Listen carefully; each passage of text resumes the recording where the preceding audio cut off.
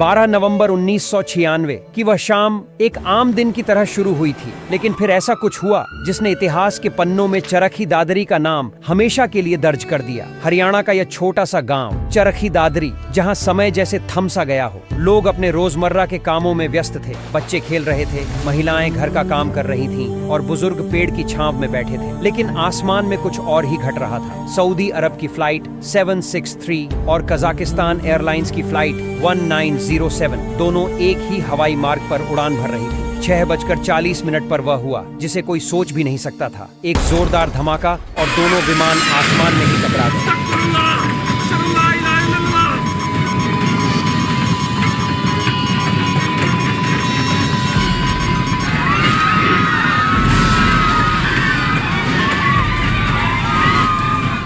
आग के गोलों और धुएं के बादलों ने आसमान को ढक लिया। चरखी दादरी के लोगों ने आसमान में जलते हुए मलबे को गिरते देखा। हर तरफ अफरा तफरी मच गई। लोग अपने घरों से बाहर निकलकर उस भयावह दृश्य को देख रहे थे। यह दुर्घटना न केवल चरखी दादरी बल्कि पूरे देश को झकझोर कर रख देने वाली थी। कुल 349 लोगों की जान चली गई और यह दुनिया की सबसे घातक मध्य हवाई टकराव दुर्घटना बन गई। आज भी चरखी दादरी के लोग उस भयानक शाम को याद करते हैं और उन लोगों को श्रद्धांजलि देते हैं जिन्होंने अपनी जान गंवाई। चरखी दादरी एक छोटा सा शांत गांव जो आज एविएशन इतिहास के दुखद अध्याय के रूप में जाना जाता है। आइए इस घटना के पीछे की कहानी को जानें और समझें कि कैसे यह हादसा हुआ और इससे क्या सीख मिलती है।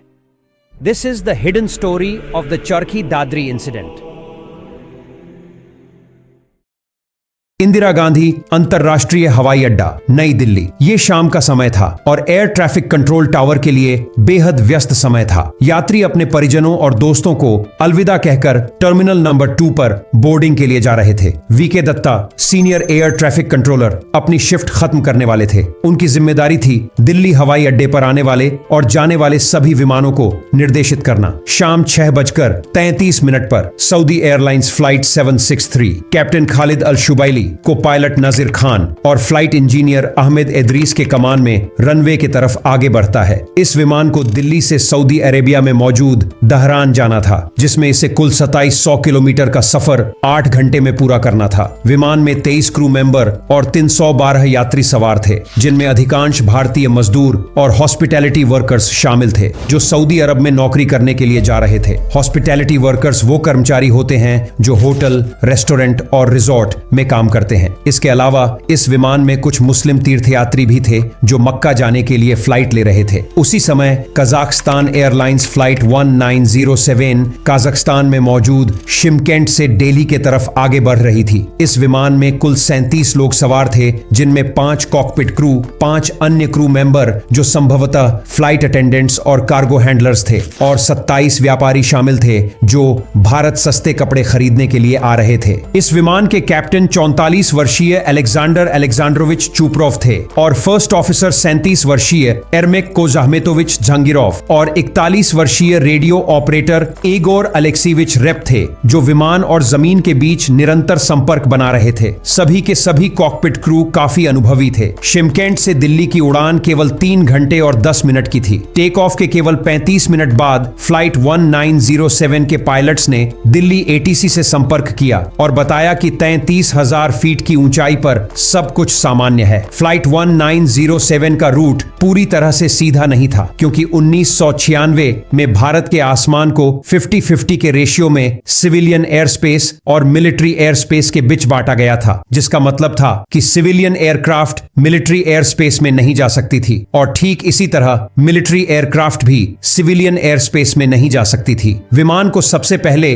लुनका नाम के बिंदु पर पहुंचना था, जो इंदिरा गांधी इंटरनेशनल एयरपोर्ट से 327 किलोमीटर वेस्ट में मौजूद था। इस लंका नामक पॉइंट से होते हुए ही सभी विमानों को दिल्ली से आते और जाते हुए इस्तेमाल करना होता था, ताकि विमानों को मिलिट्री एयर स्पेस में जाने से रोका जा सके। शाम के 6:23 पर कजाकिस्तान से आ रहा विमान लंका नामक पॉइंट पर पहुंच जाता है, जिसके बाद दिल्ली अप्रोच कंट्रोल, जो दिल्ली आने और जाने वाले फ्लाइट्स के लिए रेस्पॉन्सिबल थी, वो उन्हें 20,000 फीट की हाइट तक और 5 मिनट बाद 6:28 मिनट पर 18,000 फीट की हाइट तक उतरने के लिए मंजूरी दे देती है। और इधर Saudi Airlines flight 763 Indira Gandhi international airport से ठीक उसी समय टेक ऑफ करता है और लंका नामक पॉइंट की तरफ आगे बढ़ने लगता है। टेक ऑफ करने के कुछ समय बाद फ्लाइट 763 के पायलट्स दिल्ली अप्रोच कंट्रोलर से संपर्क करते हैं, जो उन्हें 10,000 फीट की हाइट तक चढ़ने के लिए मंजूरी दे देती है। यहाँ पर समझने वाली बात यह है कि वे उसी एयर कॉरिडोर में मौजूद है जिसका उपयोग करके Kazakhstan airlines flight 1907 Delhi airport की तरफ नीचे उतर रहा है। एयर कॉरिडोर वह रास्ता होता है जो विमान के लिए खास तौर पर तय किया जाता है ताकि वे सुरक्षित और व्यवस्थित रूप से उड़ सकें। क्योंकि दिल्ली में उस समय आने और जाने वाले विमानों के लिए एक ही एयर कॉरिडोर मौजूद था, इसलिए दिल्ली में सामान्य प्रक्रिया यह थी कि दिल्ली से जाने वाली उड़ानों को दिल्ली के तरफ आने वाली उड़ानों के नीचे से गुजरना होता था। कंट्रोलर का इरादा भी यही था कि सऊदी और कजाक विमान भी इसी तरह गुजरे। ये दोनों की दोनों ही एयरक्राफ्ट इस समय एक ही एयर स्पेस में मौजूद है, फिर भी उनके टकराने की संभावना 100 लाख में एक बार है, जिसका मतलब है कि अगर 100 लाख उड़ानें होती हैं तो उनमें से सिर्फ एक ही उड़ान में टकराव होने की संभावना होगी। लेकिन फिर भी यह टकराव होती है, मगर कैसे? टेक ऑफ करने के कुछ मिनट बाद सऊदी एयरलाइंस फ्लाइट 763 के क्रू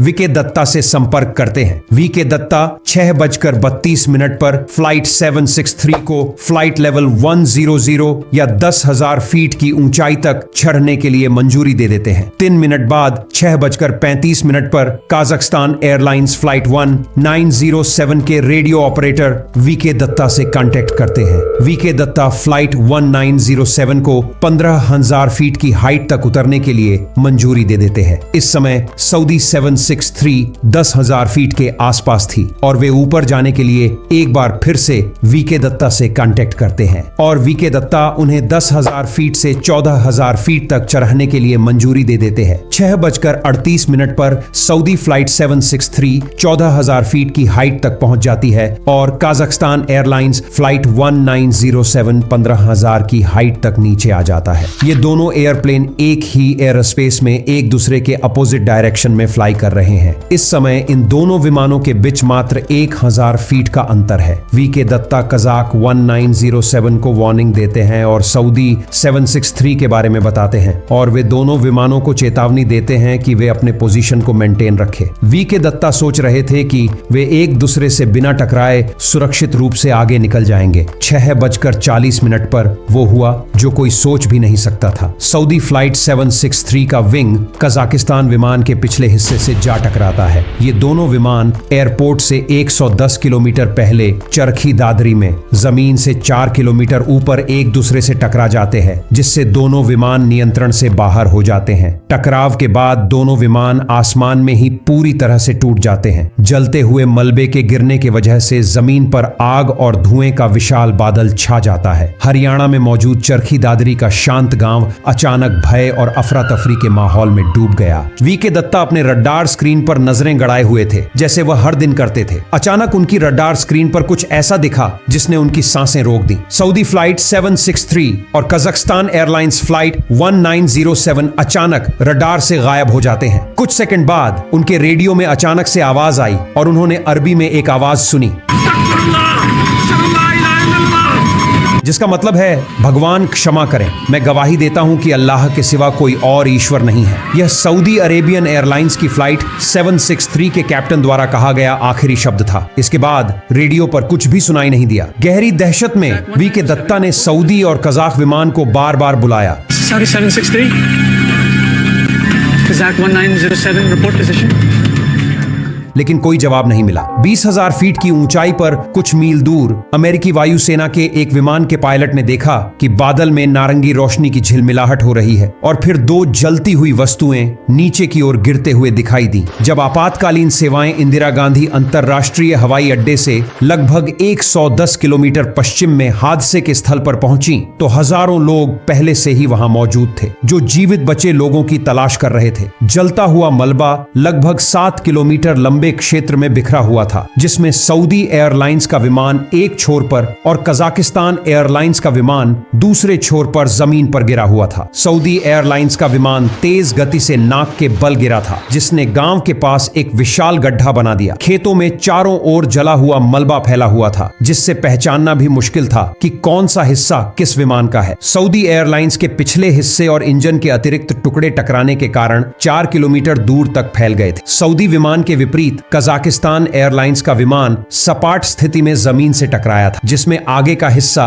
यानी कि कॉकपिट पूरी तरह से बरकरार था। बीच का हिस्सा और पिछला हिस्सा लगभग पूरी तरह से आग में जल गया था। शुरुआती भ्रम में गांव वालों ने बताया कि 3 या 4 लोग बचे हैं, लेकिन रिपोर्ट झूठी साबित हुई, क्योंकि बचाव दल को दुर्घटना स्थल पर कोई जीवित नहीं मिला। मीडिया को भी जीवित बचे लोगों की झूठी रिपोर्ट मिली, पर जब पत्रकार दिल्ली के अस्पतालों में पहुंचे तब वहां कोई भी भर्ती नहीं हुआ था। वास्तव में जब चरखी दादरी के तबाह खेतों पर सुबह हुई तो यह स्पष्ट हो गया कि सऊदी एयरलाइंस के सभी 312 यात्री और चालक दल और कजाकिस्तान एयरलाइंस विमान के सभी 37 लोगों में से कोई भी जिंदा नहीं बचा था। कुल मिलाकर 349 लोगों की मौत के साथ चरखी दादरी के ऊपर का टकराव भारत की सबसे भयानक हवाई दुर्घटना और इतिहास की सबसे घातक मध्य हवाई टकराव और अब तक की तीसरी सबसे घातक विमान दुर्घटना बन गई। ये सभी उपाधियां चरखी दादरी का हादसा आज भी रखती है। घटना के कुछ घंटे बाद जब इन्वेस्टिगेशन एजेंसी क्रैश साइट पर पहुंची तो उन्हें एक भयानक दृश्य देखने को मिला। हर कदम पर हादसे की भयावहता साफ झलक रही थी। एजेंसी के विशेषज्ञों ने तुरंत ब्लैक बॉक्स की खोज शुरू की। ब्लैक बॉक्स वह महत्वपूर्ण उपकरण होता है जो विमान की सभी तकनीकी डेटा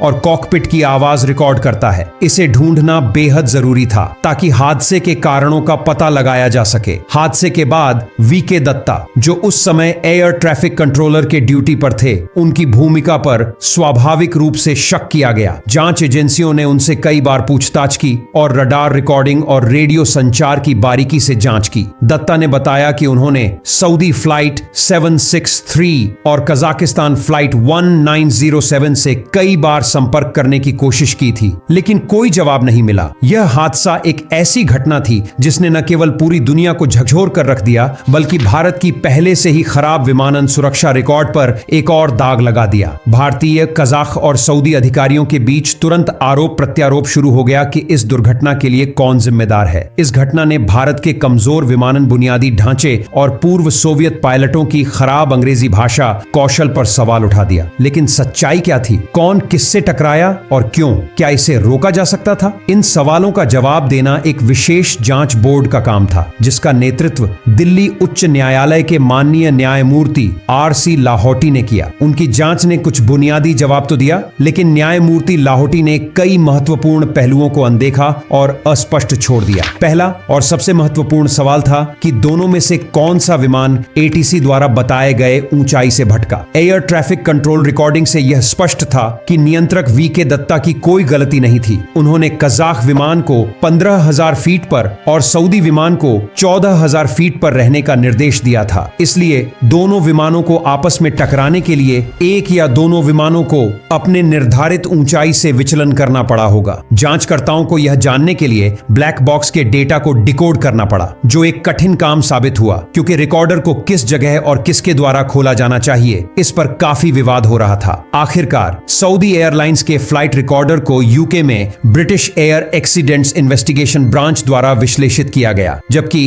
कजाकिस्तान एयरलाइंस के रिकॉर्डर को रशिया में इंटरस्टेट एविएशन कमेटी सुविधा में ले जाया गया। दोनों फ्लाइट रिकॉर्डर से मिले डाटा से यह पता चल गया कि टकराव 14,000 फीट पर हुआ था। सऊदी जेट ने कभी भी वीके दत्ता द्वारा बताई गई ऊंचाई से विचलन नहीं किया था, जबकि कजाक विमान उससे टकरा गया था। लेकिन सवाल यह उठता है कि कजाक विमान बताई गई यानी कि 15,000 फीट की हाइट से नीचे क्यों आया? कजाकिस्तान एयरलाइंस कंपनी ने तर्क दिया कि खराब मौसम के कारण विमान को अपने निर्धारित ऊंचाई से 1,000 फीट नीचे उतरना पड़ा। लेकिन इस तर्क को आसानी से खारिज कर दिया गया, क्योंकि उस दिन शाम को कोई तूफान या अशांत मौसम नहीं था। विशेषज्ञों के अनुसार कजाक विमान में जो अल्टीमीटर लगा था, उसमें लगातार नीचे उतरने के बावजूद भी पुराना हाइट डिस्प्ले हो रहा था, जिसके वजह से पायलट्स को लगता है कि वे बताए गए ऊंचाई पर ही हैं, और जब तक उन्हें सही हाइट के बारे में पता चलता है तब तक काफी देर हो चुका था। इस हादसे के पीछे कई कारण थे, जिनमें से कुछ बेहद साधारण थे तो कुछ अव्यवस्थित और जटिल। चलिए इन कारणों को एक एक करके विस्तार से समझते हैं और जानने की कोशिश करते हैं कि अगर इस हादसे को रोका जा सकता था तो कैसे और क्यों इस हादसे को रोका नहीं गया। सबसे पहला कारण, एक ही हवाई क्षेत्र का इस्तेमाल। 1996 में भारत में मिलिट्री और सिविलियन एयरक्राफ्ट का हवाई क्षेत्र आधा आधा बटा हुआ था, जिसके वजह से दिल्ली आने और जाने वाले विमानों को इस सिंगल कॉरिडोर के जरिए ही गुजरना होता था, जिसके वजह से दिल्ली के तरफ आने वाले विमानों को ऊपर रहने के लिए कहा जाता था और दिल्ली से जाने वाले विमानों को नीचे रहने के लिए कहा जाता था। अगर उस समय दिल्ली से आने और जाने वाले विमानों के लिए अलग अलग कॉरिडोर होता तो यह दुखद हादसा कभी होता ही नहीं। दूसरा कारण, दिल्ली हवाई अड्डे पर एसएसआर की कमी। दिल्ली हवाई अड्डे पर एसएसआर यानी कि सेकेंडरी सर्विलांस रडार नहीं था, जो एयर ट्रैफिक कंट्रोलर को विमानों की ऊंचाई और सटीक स्थिति की जानकारी प्रदान करता है। एसएसआर की गैर मौजूदगी का मतलब था कि एयर ट्रैफिक कंट्रोल को केवल पायलटों द्वारा बताई गई जानकारी पर निर्भर रहना होगा। अगर दिल्ली हवाई अड्डे पर उस समय एसएसआर लगा होता तब वीके दत्ता को कजाक विमान के लगातार उतरने के बारे में पता चल जाता और वे उन्हें समय पर सूचित कर देते और इस तरह इस होने वाले हादसे को समय से पहले ही रोक दिया जाता। तीसरा कारण, विमानों में टिकास सिस्टम का न होना। उस समय विमानों में टक्कर से बचने के लिए ट्रैफिक कॉलिजन एवॉइडेंस सिस्टम यानी कि टिकास लगा हुआ नहीं था। टिकास एक सिस्टम है जो हवाई जहाजों के बीच में टकराव रोकने में मदद करता है। यह जहाजों को आपस में बचाने के लिए चेतावनियां देता है। जब एक जहाज दूसरे के पास आता है तो टिकास चेतावनी देता है और उन्हें आपस में बचने के लिए उचित कदम उठाने की सलाह देता है। यदि उस समय विमानों में टिकास सिस्टम लगा होता तो दोनों विमानों के पायलटों को टकराव से पहले ही चेतावनी मिल जाती, जिससे वे उचित कार्रवाई कर सकते थे। टिकास की कमी ने हादसे की संभावना को और बढ़ा दिया। चौथा कारण, कजाकिस्तान एयरलाइंस के रेडियो ऑपरेटर द्वारा गलत ऊंचाई बताना। कजाकिस्तान एयरलाइंस के रेडियो ऑपरेटर ने पायलट को गलत ऊंचाई बताई थी। रेडियो ऑपरेटर का काम पायलट को सही ऊंचाई और दिशा की जानकारी देना होता है। पायलट इस जानकारी पर भरोसा करके विमान को नियंत्रित करते हैं। रेडियो ऑपरेटर वीके दत्ता द्वारा दिए गए निर्देशों को सही से समझ नहीं पाता है और फर्स्ट ऑफिसर को, जो उस समय विमान फ्लाई कर रहे थे, उन्हें गलत ऊंचाई बता देता है, जिसके वजह से इस विमान का सऊदी एयरलाइंस के विमान के साथ टक्कर हो जाता है। कजाकिस्तान एयरलाइंस के पायलट और क्रू की अंग्रेजी भाषा का ज्ञान कमजोर था, जिसके कारण पायलट और क्रू एयर ट्रैफिक कंट्रोल के निर्देशों को सही से नहीं समझ पाए, जिससे संचार में गलतफहमी पैदा हो गई और यही गलतफहमी हादसे का एक बड़ा कारण बना। इन सभी कारणों ने मिलकर इस हादसे को अंजाम दिया। इस दुर्घटना के बाद एयरपोर्ट्स अथॉरिटी ऑफ इंडिया ने हवाई सुरक्षा में कई सुधार किए। मिलिट्री और सिविलियन विमानों के लिए अलग अलग हवाई क्षेत्र निर्धारित किया। दिल्ली हवाई अड्डे पर एसएसआर स्थापित किया गया। विमानों में टिकास सिस्टम अनिवार्य किया गया और पायलटों की अंग्रेजी भाषा पर विशेष ध्यान दिया गया। इन सुधारों का उद्देश्य भविष्य में इस तरह की घटनाओं को होने से रोकना है। यदि आपको यह वीडियो पसंद आया है तो यहाँ एक और वीडियो है कि कैसे एक शाम जब सब कुछ ठीक लग रहा था तभी अचानक से कुछ ऐसा होता है जिससे एक साधारण उड़ान एक बड़ी त्रासदी का रूप ले लेता है। इस वीडियो में आपको मिलेंगी चौंकाने वाली जानकारियां, रहस्यमयी मोड़ और वह सब कुछ जो आपको हैरान कर देगा। क्लिक करें और मैं आपको एक सेकंड बाद वहीं मिलूंगा। धन्यवाद।